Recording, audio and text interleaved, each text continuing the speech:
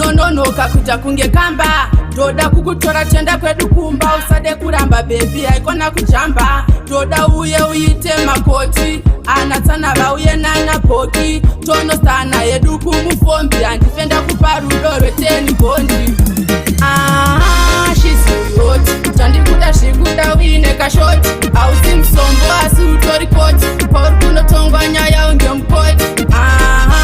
Iwe uri hoti, tandikuda shikuda uine kashoti. Hausi msombo asi utori koti, pauri kunotongwa nyaya unge mkoti. Kuri shiva inini ndiri Adamu, hatipeta parara kase Sodomu. Ndokuda unge probability randomu, hatipeta shandisa ndomu. Ndoda kukutakura nechikochikari, ndichikupa lavu isiri yemari. Ndogara ndichinamata kuna Mwari, kuti usazowandirwa kuita kunge ndari.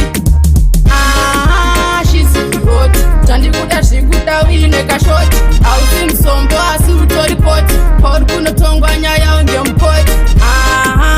Iwe uri hoti, tandikuda zvikuda uine kashoti. Hausi msombo asi utori koti, pauri kunotongwa nyaya unge mukoti. Vanozvisiva vese nyangwe nakandeya, kuti ndiwe wangu iwe kadeya-deya. Ndagara ndicharova vanokunyeya, vagara varipo vanokuda pafeya. Pandiona bhodhi yako ndinomerera, svika padhuze kutanga kutobvunda. Ndokuda kunge nyama kaine runda, handipenda kuzunza kuita kunge munda. She's so hot, tandikuda zvikuda uine kashoti. Hausi msombo asi utori koti, pauri kunotongwa nyaya unge mukoti.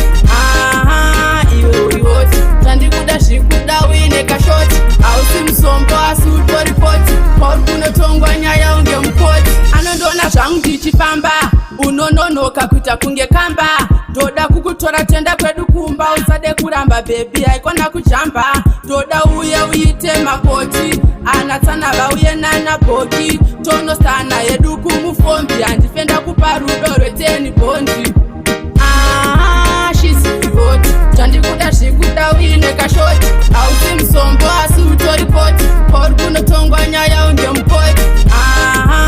Iwe uri hoti, tandikuda zvikuda uine kashoti. Hausi msombo asi utori koti, pauri kunotongwa nyaya unge mukoti. Kuri shiva inini ndiri Adamu, hatipeta parara kase Sodomu.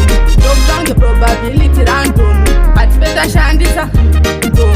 Ndoda kukutakura nechikochikari, ndichikupa lavu isiri yemari. Ndogara ndichinamata kuna Mwari, kuti usazowandirwa kuita kunge ndari.